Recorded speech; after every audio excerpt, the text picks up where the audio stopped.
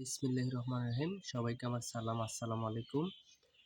বিভিন্ন চাকরির পরীক্ষায় আসা দুটি গুরুত্বপূর্ণ ম্যাথ নিয়ে আপনাদের সাথে আজকে আলোচনা করব। যার প্রথমটি হচ্ছে 10-এর শতকরা কত 3 হবে। 10 এর শতকরা কত 3 হবে, অর্থাৎ 10-এর শতকরা কত হলে 3 হবে।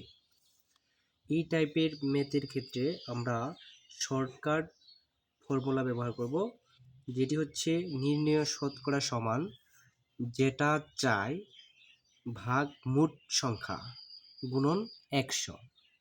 অর্থাৎ 10-এর শতকরা কত 3 হবে এটা নির্ণয় করার জন্য যেটা চাই, তার মানে হচ্ছে শতকরা কত 3 হবে, 3 চেয়েছে, এখানে 3টাকে উপরে লিখব আর নিচে হবে মোট সংখ্যা অর্থাৎ 10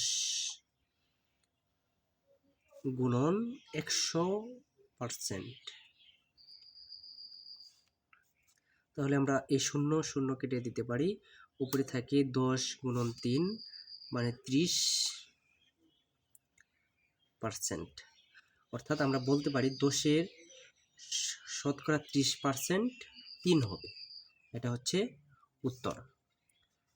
আরও একটি গুরুত্বপূর্ণ ম্যাথ হচ্ছে আপনার ক্লাসের 60 জন ছাত্রের মধ্যে 42 জন পাস করেছে, শতকরা কত জন ফেল করেছে। এক্ষেত্রে দেখেন 60 জনের মধ্যে 42 জন পাস করেছে, তার মানে ফেল করেছে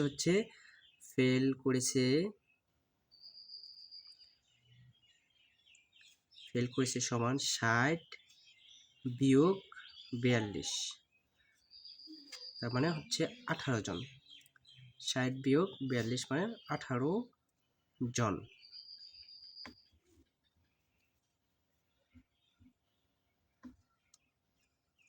এখন এই উপরের ফর্মুলা প্রয়োগ করলে, উপরের ফর্মুলাটা হচ্ছে যেটা চাই সেটা উপরে মোট সংখ্যা নিচে গুণন 100%।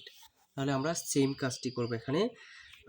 নির্ণয় শতকরা সমান হচ্ছে নির্ণেয় শতকরা সমান যেটা চাই, উপরে হচ্ছে যেটা চাই, নিচে হচ্ছে মোট সংখ্যা গুণন 100%। কি চেয়েছে এখানে? চেয়েছে কতজন, শতকরা কতজন ফেল করেছে, শতকরা 18 জন ফেল করেছে, তার মানে উপরে হবে 18 আর নিচে হবে মোট সংখ্যা 60 জন গুণন 100%।